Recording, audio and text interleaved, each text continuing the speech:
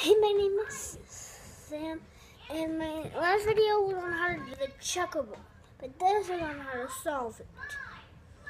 So, it's basically the same thing I was doing it, but differently. So I turn the sides around, and then we turn the middle. There we go. It's solved on that side and that side, and getting them this side and this side, we'll get them this side and this side.